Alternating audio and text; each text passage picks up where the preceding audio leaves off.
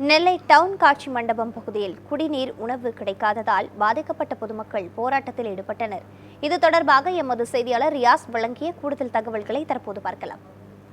நெல்லையில் பெய்த அதீத கனமழை காரணமாக பல்வேறு பகுதிகளில் இன்னும் மழை நீரும் வெள்ள நீரும் வடியாததால் பல்வேறு பகுதிகளில் மக்கள் பாதிக்கப்பட்டிருக்காங்க. குறிப்பாக நெல்லையினுடைய 44வது டிவிஷனுக்கு உட்பட்ட தடிவீரன் மேலக்காடு திருப்பகுதியை பொறுத்த வரைக்கும் இன்னும் தண்ணீர் மேலத்துறையை பொறுத்த வரைக்கும் இன்னும் தண்ணீர் வடியாதால பொதுமக்களுக்கு தேவையான அடிப்படை தேவைக்கூடிய பால் உணவு எதுவும் கிடைக்காதால் பல்வேறு சிரமங்களுக்கு உள்ளாயிருக்காங்க.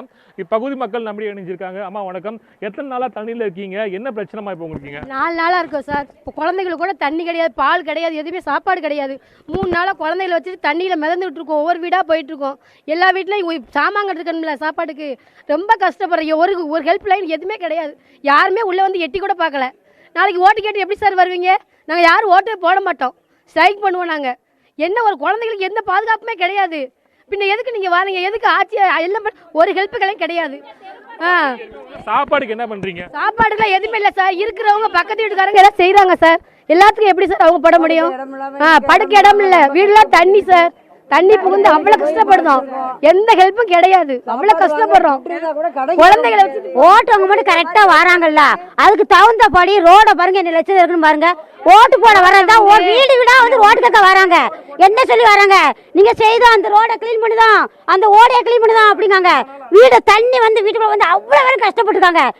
பச்சை பிள்ளைய வச்சுக்கிட்டு குழந்தை இருக்காங்க. அங்கெல்லாம் தெப்பத்துல இருக்காங்க. யாரு கவுன்சிலர் இன்ன வரை வரல.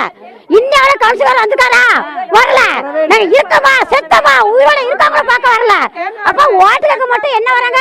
ஏமா நாங்க ஓட்டு கேட்க வரோம், இந்த ஓடையை பாருங்க, இந்த இதை செய்தோம், தரையை நாங்க ஒர்க் பண்ணுவாங்க.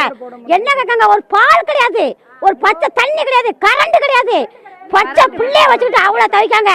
இந்த தெரு கவுன்சிலர் என்ன செஞ்சாரு? ஒன்னும் செய்யல. வரவே இல்லை கவுன்சிலர். எட்டியா பார்க்கல. கவுன்சிலருக்கு வேஸ்ட். எங்களுக்கு தகுதி இல்லாதவங்க ஒன்றே வேண்டாம், தேவையில்லை எடுக்க வர வேண்டாம். நாங்க என்ன செய்யணும் நாங்களே செஞ்சுக்கிடுவோம்.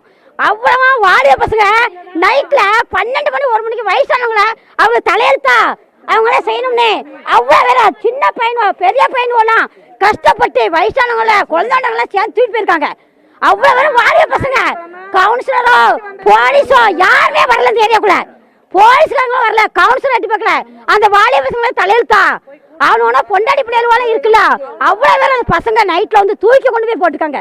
அவ்வளவு பசங்களையும் அவ்வளவு பேரும் தலையெழுத்து கிடையாது. இந்த வார்டு கவுன்சிலர் என்ன செய்தாரு? தண்ணி எல்லாம் இங்க வடைஞ்சிருக்கா? எப்படி இருக்கு தண்ணி?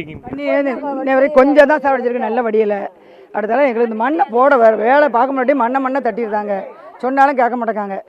மண்ணை தட்டிடுறாங்க. அதாவது ரோடு போடும் போதே எங்களுக்கு வந்து பள்ளமாவே போட்டாங்க. இந்த இது வேண்டாம், இது வேண்டாம், அந்த இது வேண்டாம் அப்படின்னு சொன்னோம். சிமெண்ட் ரோடு வேண்டாம்னு சொல்லிட்டோம். நாங்கள் யாருமே சிமெண்ட்டுகள் ரோடு வேண்டாம், எங்களுக்கு நார்மலான ரோடு போடணும். ஏன்னா கல் மேலே போட்டு இருக்க வீடு ஃபுல்லாக தண்ணி ஃபுல்லாக வீட்டு மேலே தான் ஏறுது. அதான் பிரச்சனை. ஏன்னா கீழே இருக்க தோண்டிட்டு போட்டால் தான். எவ்வளோ குடும்பங்கள் இருக்கு, என்ன மாதிரி சிரமம் அடைஞ்சிருக்கீங்க? இங்கே தண்ணியிலே தான் சார் இருக்கும், வேற ஒன்றுமே சொல்றதுக்கு இல்லை சார். எல்லார் வீட்டு நரகனும் வீட்டுக்குள்ளே தான் இருக்கு, நாங்களும் அதுக்குள்ளே தான் உட்காந்துருக்கோம். எங்கள் தெருப்பயிலோ தங்கம் அவனும் கன்சிலர்னா நாங்கள் ஜெயிக்க வச்சிருப்போம். அவனுங்களும் பணக்காரில் எல்லாரும் பிச்சைக்கார பசங்க தான். அவன் வேலை பார்த்து அவன் குடும்பத்தை கழியும். அவனும் காசு செலவழிச்சு இன்னைக்கு பால் மாவுன்னு வீடு விடா செலவழிச்சு இப்போ சமையல் பண்ணிட்டு இருக்கான்னு ஒரு டவரா போட்டு எங்களுக்காக. எங்களுக்கு அவனை இது வரைக்கும் யாருமே வந்து எட்டி பார்க்கல சார். இந்த பகுதி மக்களை பொறுத்த வரைக்கும் 2 நாட்களாக தண்ணீர் சூழ்ந்த நிலையில யாரும் வந்து எட்டி பார்க்காதால இந்த பகுதி இளைஞர்களை ஒன்று சேர்ந்து, அதாவது இங்க இருக்கக்கூடிய மக்களுக்கு உணவுகளை வழங்கி உதவி செஞ்சிருக்காங்க. இங்க இருக்கக்கூடிய அதிகாரிகளும் மற்றும் அதே போல சட்டமன்ற உறுப்பினர், கவுன்சிலர் ஆகியோர் இந்த பகுதி மக்களுக்கு விரைந்து உதவி செய்ய வேண்டும் என்பது இந்த பகுதி மக்களுடைய கோரிக்கையா இருக்கு. ஒளிப்பதிவாளர் பார்த்தசாரதியுடன் நான் ரியாஸ், நியூஸ் 7 தமிழ், நெல்லை.